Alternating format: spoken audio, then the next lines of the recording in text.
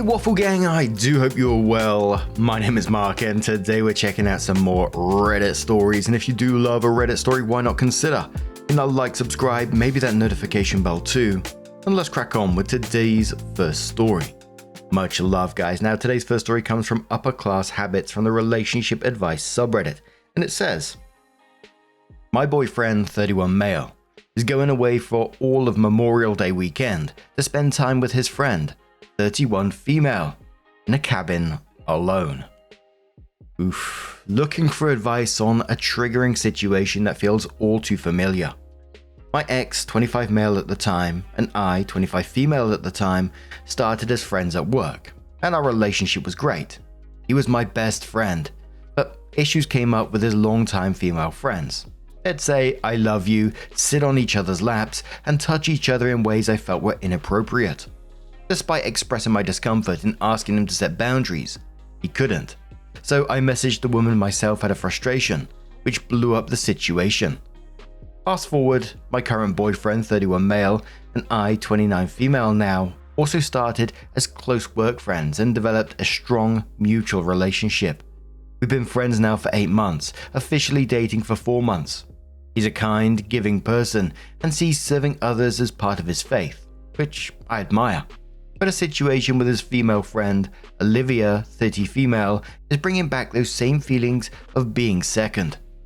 Olivia, who lives in another state, my boyfriend's home state where he moved from almost a year ago, and knows about me, invited herself for his birthday weekend, this Memorial Day weekend, and booked a cabin just for the two of them, Friday to Monday. She's shown no interest in meeting me, and though I was initially supportive, I now feel excluded and confused.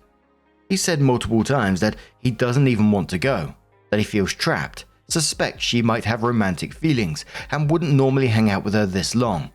But he's going away because he feels bad. She has chronic health issues and recently lost her dog. I'm angry and sad. I don't expect to be the center of anyone's universe, but I can't understand why he'd prioritize someone he doesn't even seem close to over me, especially when I've been clear about how this impacts me. I want to be understanding and supportive, but I also want to feel respected and prioritized. How do I approach this without trying to control the situation or sacrificing my own emotional well-being? Nah, you're not being controlling about this in any way, especially after he's telling you, he feels that she's got romantic feelings for him. She just invites him out of the blue and books a cabin just like that without inviting you at all, knowing that he has a girlfriend already. And look, losing a pet and chronic illness is obviously sad. But that doesn't immediately mean your boyfriend has to go and stay with her for a weekend for his birthday. But a commenter says, if he feels trapped and has suspicions, then it seems like a trap. Therefore, you ought to go too. It's his birthday weekend. Why wouldn't you be there? Good luck. Opie says she told him that she doesn't want to be put in a position to have to explain her chronic health conditions to someone she doesn't know. Mind you, her entire health history is regularly posted about on her public Facebook, and doesn't want to have to pretend she's okay when she isn't. I speculate this might be more in regards to her potential feelings about he and I being together. Commenter says, so he feels bad if he disappoints her, but is okay with disappointing you. That tells you all you need to know about his potential as your boyfriend. Opie says, see, I don't know if it's about disappointing her so much as he, and this is going to sound awful because it is, sees her as somewhat of a charity case. If he thinks he's in a position to help someone, he wants to. But I think she's unnecessarily leaning on him as her primary support, even though she has so much support locally, and he's enabling her behavior by agreeing to this. A commenter says, he's still putting her before you. It's especially bad since you said he suspects she's interested in him romantically. This is his chance to set her straight. Instead, his behavior is keeping her engaged. Opie says, that was my thought, but I was dreading the facts. Commenter says to OP, maybe try telling him the truth that if he goes on this trip, it'll be the end of your relationship. If he won't put her in her place, even when he's uncomfortable, then she'll always be around. Do you really want to put up with her forever? It's only been 4 months and you can already see it coming. Is it worth it? OP says, I don't think so. And I think this is definitely proving to be a litmus test. I can't stand to be someone who doesn't learn from her past experiences. Commenter says, he thinks she has romantic feelings for him. He doesn't want to disappoint her, and it's his birthday. Agreeing to a weekend in a cabin alone with her will do nothing to help the situation. He's okay with disappointing you. Run. Don't walk away from him. Yes, it's only been 4 months, but he's in a relationship. He shouldn't be spending the weekend alone with someone that has feelings for him, especially when that someone isn't his girlfriend. Opie replied and said, funny enough, he and I both have talked about how there's no way in hell he'd ever be with someone like her romantically. His last girlfriend of 7 years also cheated on him, so he has literally no tolerance for cheating. So I'm actually not worried about that at all. It's purely the disrespect I feel from her, whether intentional or not, and his seeming disregard for my feelings given that I've expressed all of this to him. I don't want to be the person to tell him to do the dickish thing and cancel last minute, even though I was almost willing to suggest I pay for his half of the cabin so he wouldn't need to go. Commenter says, no offense, but you're being so naive. Are you sure his ex really cheated on him? If he was cheated on, he wouldn't try to downplay what it means spending days with another woman alone. He's going to a romantic getaway with a woman who knows he has feelings for him. She may not be his type. I wouldn't stop most guys from sleeping with a woman though. You need to pay attention to his actions rather than his words. He's playing both of you. Who knows what he's saying about you to her? Is she being told that you're a charity case?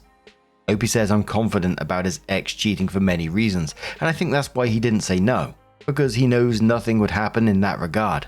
So he thinks it's a non-issue to go because I have nothing to worry about. Again, that was never my concern, and I think his past experience has given him tunnel vision on the issue being cheating rather than the disrespect of the entire situation. The next day, Opie replied to someone in the comments that said Opie's really stretching excuses for him, and Opie replied saying, so I just got the diagnosis from the doctor. It turns out that I actually suffer from a chronic condition called delusion. Then Opie came in with her update and said, update. I offered potential solutions. I offered compromises. I was clear with what exactly was bothering me and that I would never put him in this position.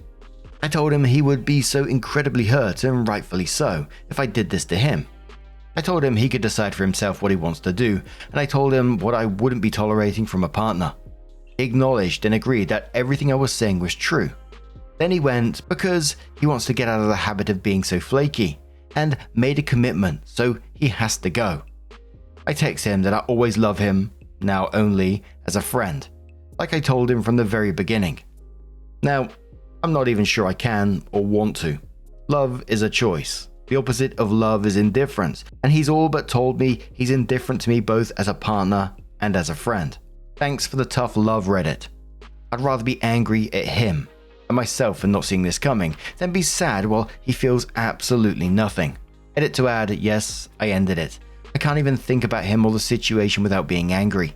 I look forward to when the anger turns to indifference. Commenter says to OP, good on you, OP. Did he respond to your text? Sorry, but there's no way that what he did was the right choice. He dismissed your feelings completely. He never gave a crap. OP says he very ignorantly replied, does this mean you're ending the relationship? And then patronizingly said, I admire you for putting up your boundaries. It's more than I've certainly done. Ugh. Commenter says, why would you love this asshole even as a friend after he did this to you? Just go no contact and forget this person. He doesn't care about you at all. Opie says, in between sending that and now, he replied with nothing but patronizing support for my ability to set the boundaries he couldn't. He fully acknowledged what happened and responded with indifference. That's all since made it impossible for me to want anything to do with him. Commenter says, really? Just cheating on you full in front of your face, huh? What a piece of shit. Opie says, I speculate he feels content because he didn't lie about anything. Commenter says to OP, this is the stupidest thing I've ever heard. He can't say no to a holiday weekend getaway because her dog died. Next, he couldn't turn down her offer to bang all weekend because she was sad about her dog. Tell him to enjoy his holiday weekend, but after the holiday, he'll need to find himself a new girlfriend. I spent way too much time married to someone who prioritized helping and pleasing other people and putting me on the back burner. It will never get better. Opie says, I'm laughing even admitting this, but my last ex, his friend's dog had also just died.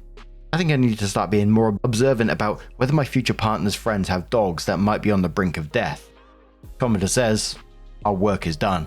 And OP responded, "Sometimes you really do just need a group of unbiased strangers to tell you what you should already know."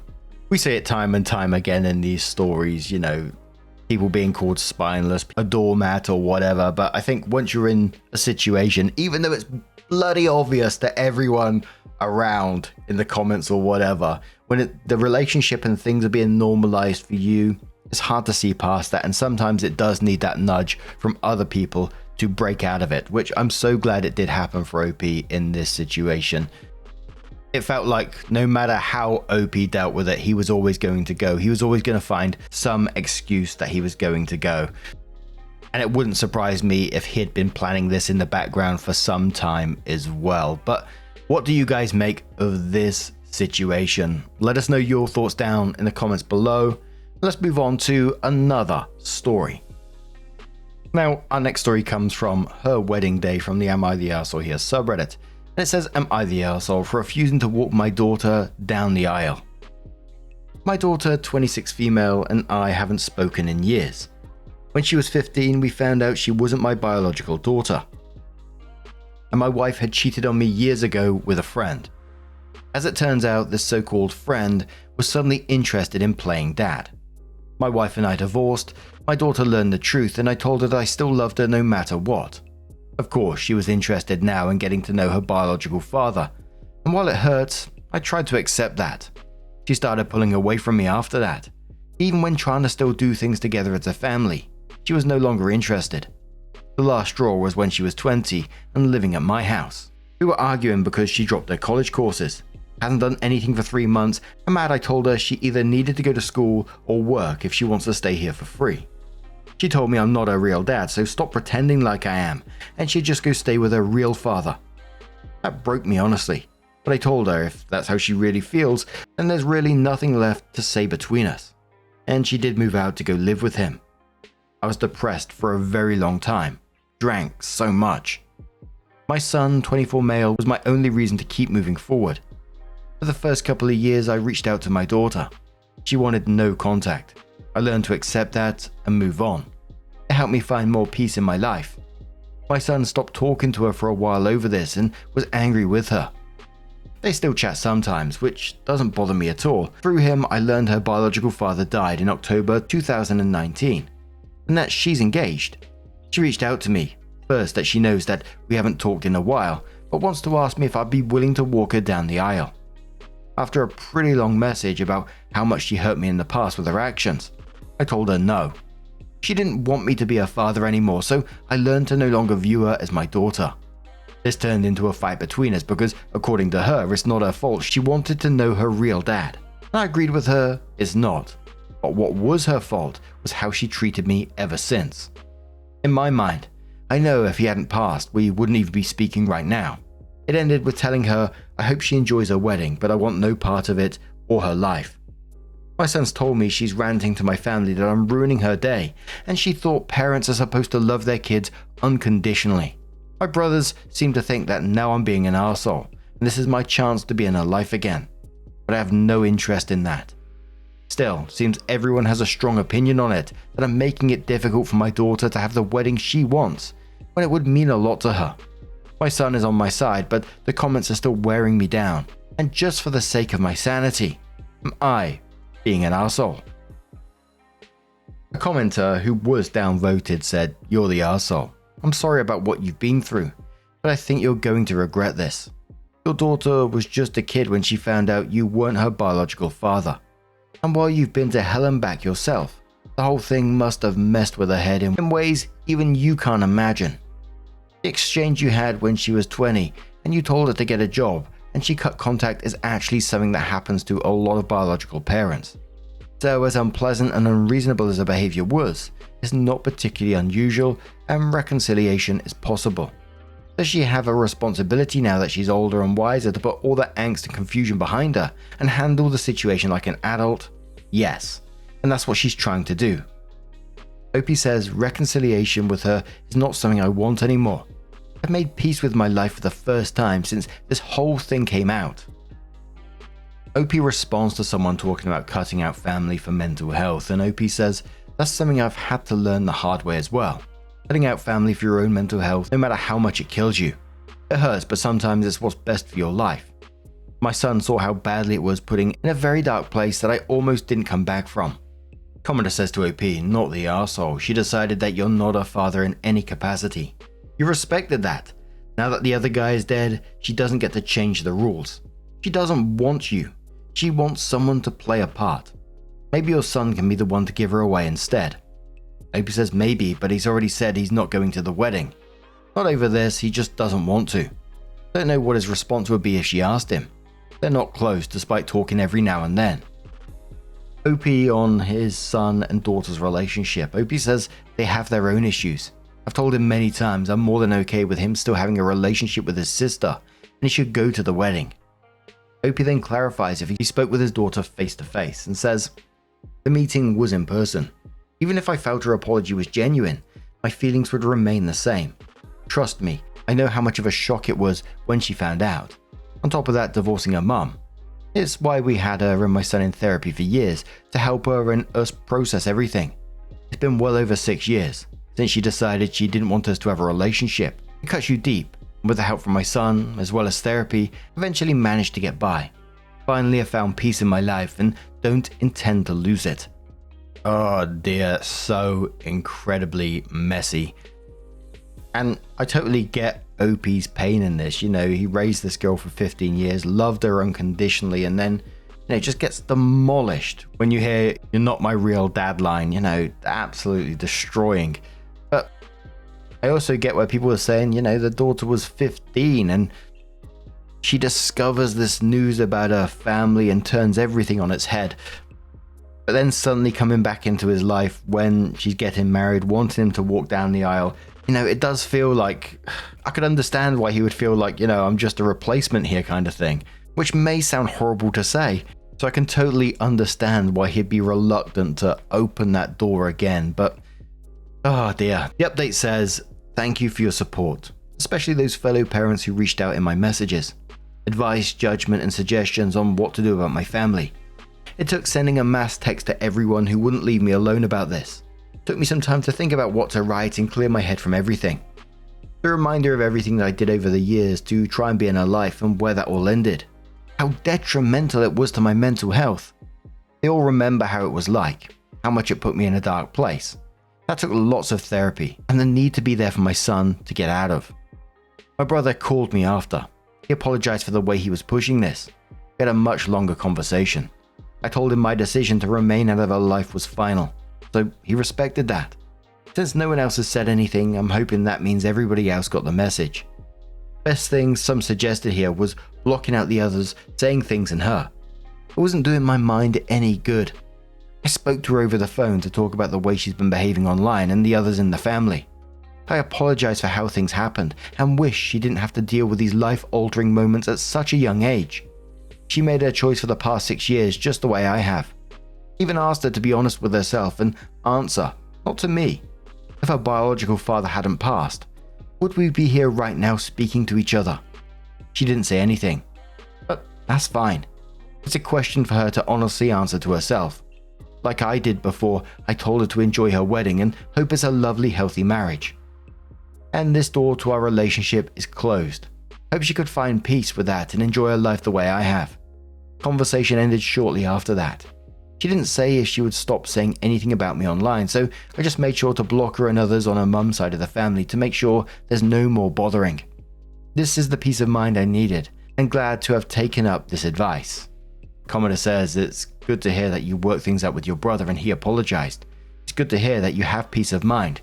You made the right choice, though it wasn't an easy one. And quote, she didn't say anything. Then says maybe deep inside she knows the answer and wasn't willing to voice it.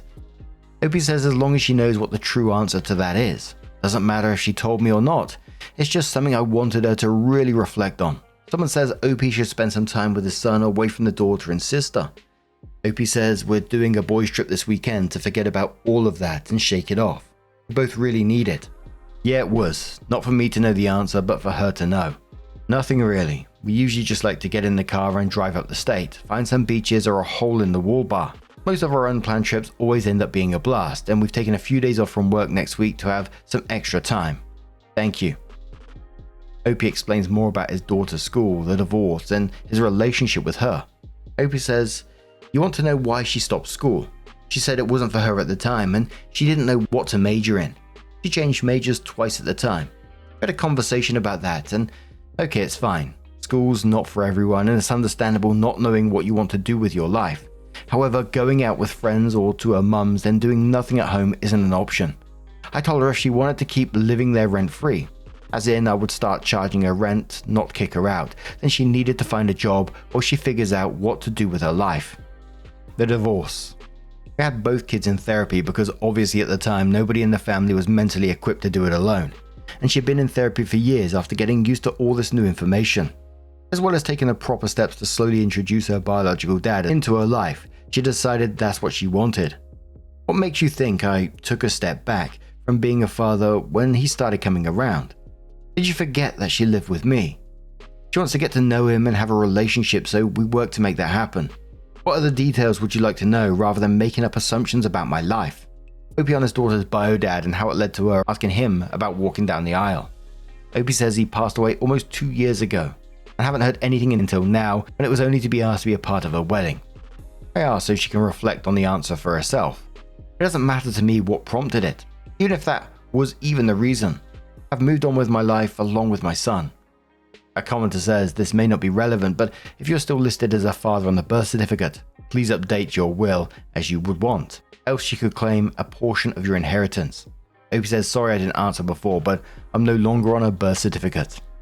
But now, I'm going to turn this one straight to you guys. What do you guys make of this situation? Do you think Opie made the right choice? Would you have taken a different path? Let us know your thoughts down in the comments below.